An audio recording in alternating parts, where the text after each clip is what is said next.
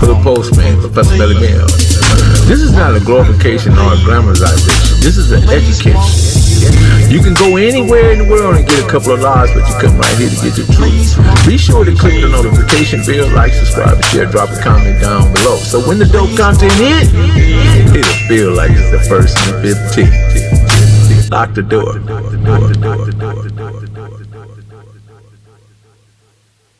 Belly Mail, the Hood Postman. I'm here with Snake, and I'm out here sitting with Grasshopper. Man, Grasshopper, can you please snatch the pebble from my hand? Yeah, right. As long as you got money under that pebble. Okay, no. All jokes aside, Grasshopper, I want you and Snake, because we deep in the root, bro. Yes. And I want you guys to show how profound and how effective this deep in the root is going to be, because we're not using established individuals. We're using people that actually live this life and walked it. Because we want a certain thing to come out. We don't want anybody that's going to come and rewrite our scripts or change individual. No. We're going to stay the plan. Talk to us about that. Well, this is the area I wanted to cover because, like you said, me and Snake lived it. We was there. We walked the walk. We've been through all the ups and downs of that. And at the same time, we was a couple who was blessed and slipped through what I call the cracks, because we're not supposed to be according to the other side of the world where we at today with our mindset. We were both able to branch away in our later years, seek knowledge and wisdom from exposure to different things. And we're trying to bring that back to put this movie together, because where we're lacking, we're looking at the areas we're lacking at. You got families growing up without parents. Parents don't know how to even talk about 401ks. They don't know how to talk about a man when you hit 60, where you gonna get your income from? Because most of our neighborhood that we come from, they locking the young guys up at the age 30, 25 years. So let me ask you this: why do you think that lack, scarcity, and fear happen to be a part of our culture?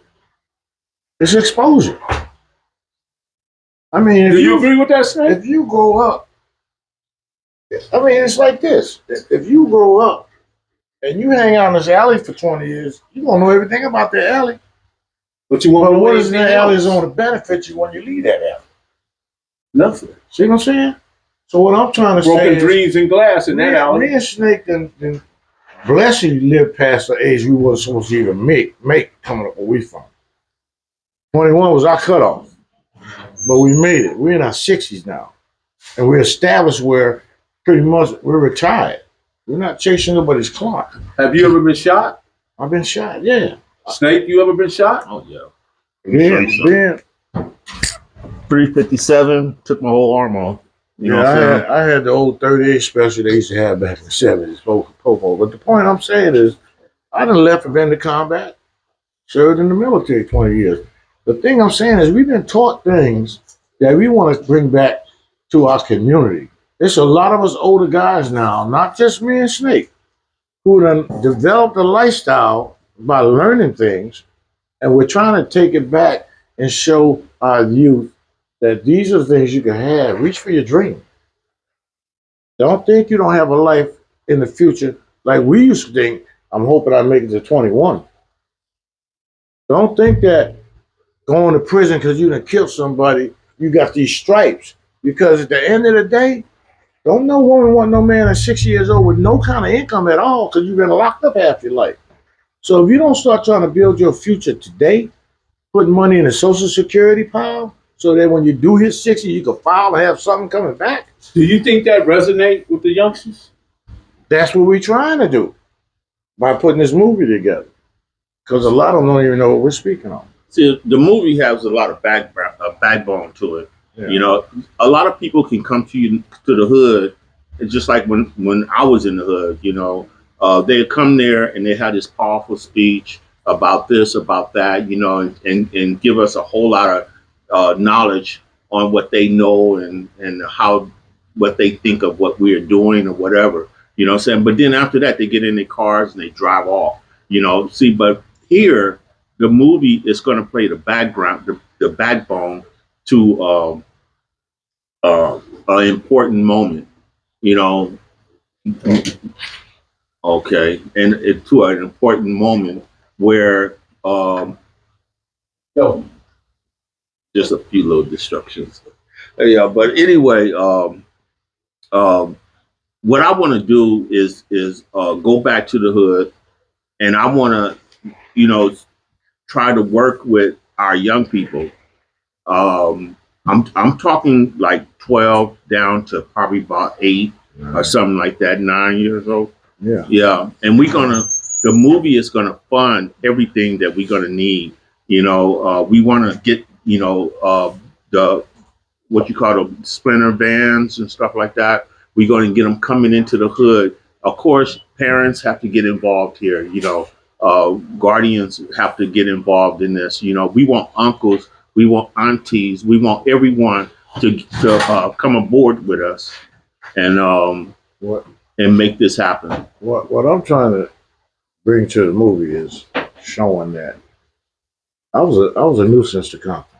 Everybody who knows me from back in the day, they half of them thought I was dead because they wasn't seeing me no more. Yeah, I was in the military doing what I had to do there. But the point I'm saying is, no one ever sat me down and taught me about how to buy some property. You know, nobody sat down and talked to me about establishing a 401k.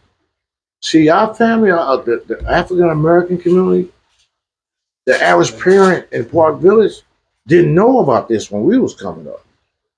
Did anyone ever sit you down and tell you about how to build a 401k? no, I had to learn it on my own. The hard way. Well, see, now some of us left the community and we're not trying to lead the community and keep walking away from the community. We want to gain what we knowledge, the knowledge we learned, and bring it back and share it with our community. I want a YMCA in Compton. Why not? Why we can't have a YMCA? We You need know, one. I need attitude programs. Why not? Because see, in our community, the government's cutting every benefit he can for our communities. We can't cry spilled milk to the government. We got to start supplying for our own community. We also can't keep electing the same people we elected, Count. Yeah, exactly. That's That. part of the problem. Half the ones, But what getting, I want to do though, the ones getting elected in Compton didn't grow up in Compton. I want to bring in a couple of the young actors that you're going to use to play specifically your part and your brother's part, Vic, Yeah, right? yeah. And if we can bring them in, just switch out. Okay. Just we want to bring you this. He's going to play Vic, and your grandson is going to play you, right? My grandson Chase is gonna play my part as grandfather. They look at it like my brother, Yeah. my older brother. Okay. And you look at the similarities of my grandson. That's grasshopper. And Okay, let him come in for a moment. Just so we got Chase, who's playing Grasshopper, and we got FM FM playing Lil Vic. and playing Little Big. These are a couple of actors, and we got Bebe. He's over there, right there, y'all. That's Bebe. He's eating. He's gonna play Snake's older brother, right? So how does it feel, Chase, to know that you're part of something great that's gonna be on? Hopefully, we make it to the silver screen with it, and we're gonna put every effort we can to make that happen. We got Snake, who's an incredible guy. We got the amazing Grasshopper back, and we got Bebe over there. So FM, were you honored to hear that you could actually be in this role and this? Oh man, it was Talk to me about it.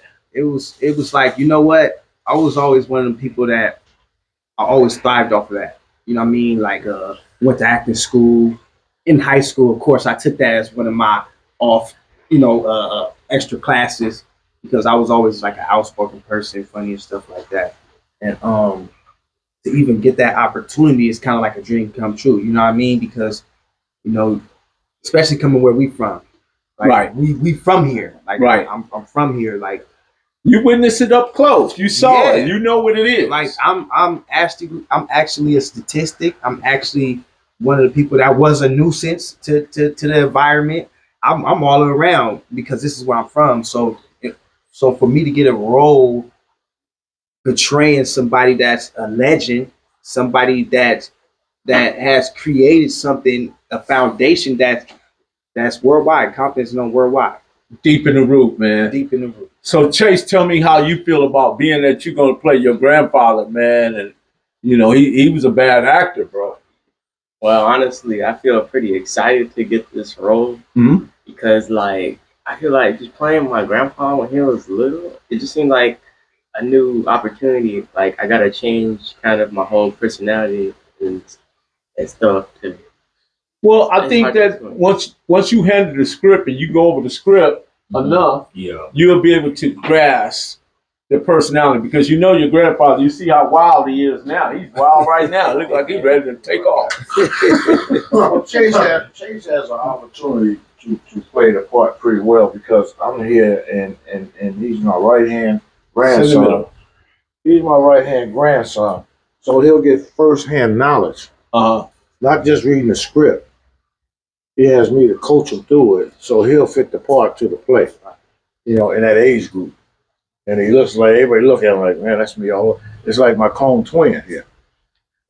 Yeah, when I looked at the earlier pictures of you, he's dead on. Dead on it, you know. Yeah.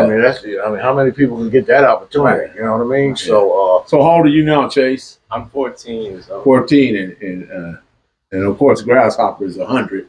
But, no, I started at 13 though, you know, and okay, but you're 100 now. yeah, just like No, you. I just Well, that means I just shooting a joke, Grasshopper. Yeah, I know you are. You know, I don't look 100 though. Thank God. Yeah, no, you don't, brother. I'm Lord's just messing blessed. with you. The Man, Lord has definitely me blessed and you. Mayo, and a couple. I know other you was guys a who lady grew up killer with, out there, man. put this together He here. got a wife. He ain't no lady. Yeah. Oh, not anymore. He's retired. He does have a wife. Yeah, I got my high school sweetheart. You know, High school give me 50 sweetheart. years or better than you can talk to me. If you got less, sit on to the side. There it is. There. You know, my wife Nobody was does there. it better. She went through the ropes with me. But the point I'm saying is, Uh-huh. my grandson and this young man here has a great FL. opportunity because what's in their advantage is that me and Mayo have actually, these guys that they're playing, they're like us. So don't nobody know that little Vic years later, I was doing time in Arizona. And when I hit the yard, they wanted me to introduce to the California guys. I had met Lil Vic, didn't even know it was Lil Vic. Till the next day in medical, he asked me what part of Compton I was from. I said Park Village. He took his glasses off, and I looked at him. Man, this is Lil Vic. I was just talking to him yesterday. Didn't even know it. We was on the yard together in Arizona. You know. Wow. What was Lil Vic like growing up, though? Lil Vic, I'm gonna tell you, Lil Vic, he was solid, but he stayed in and out of jail a lot. Lil Vic did a lot of time. He'll get out on the set, give him a good 6 months, he's gone again. But when he was around, he was in the mix. You know, yeah, you said everybody in our community had a part we played. You know, you got some that get the G cars. One of our cars get tore up, we're gonna snatch one, pull the engine out of it. Right next to Snake House, by the way. And I went to school with his younger brother also. See, so Vic was a couple of years older than us, and I went to school with his brother Michael. But we all see. Don't nobody know that how me, Mayo, and a couple other characters, Tight Eyes, Lil Vic, the part he's playing. We all went to jail one time. Thought we was the SLA when they shot that sporting goods store up on Compton. Mm-hmm. Lil Vic went out that night and stole a van, same description, same color, shit, make a model. And we was on our way to Virginia Village to crash a party. And the police got up behind us, spotlights, helicopters on us, thinking we was the SLA, right? Patty Hearst and them. And we all hit that corner in Virginia Village, 13 of us deep, busted out the side door. 3 got away and 10 of us went to jail. Little Vic driving. And we sitting in 77 precinct, right? Firestone, singing that song that the Escorts made back in the day. Oh, please, oh, please, oh, please, just give us one more chance. Sticking our hand out of the cell, playing the same part they played on their album cover. Yeah. See, that's history to be written. That's history. See, we go back, yeah, we done been around. Compton Crips was turning it up. Yeah. We shut down Long Beach Pike. Long Beach didn't even have Crips.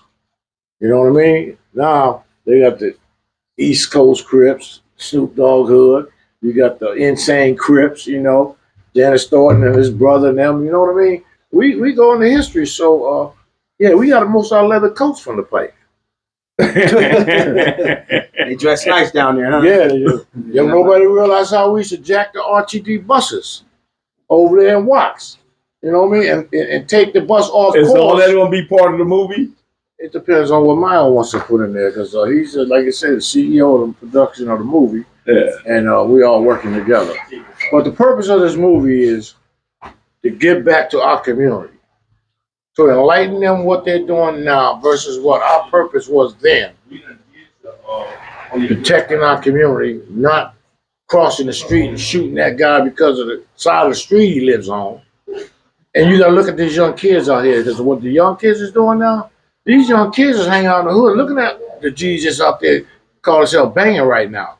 What are they showing them for as their future? Only thing that they seeing is, I gotta be a gangbanger when I hit that age. There it is. There. That's a bad look. Right. And we need to change that look. Because they could go to school, they could go to college. We gotta start getting our youth into that. The government ain't doing it, so we need to do it. So I'm asking most of us OGs to step up, contribute to putting this together so we can put it on the big screen and educate our own community. It's time for us to step up so that they can wake up. Lock the door.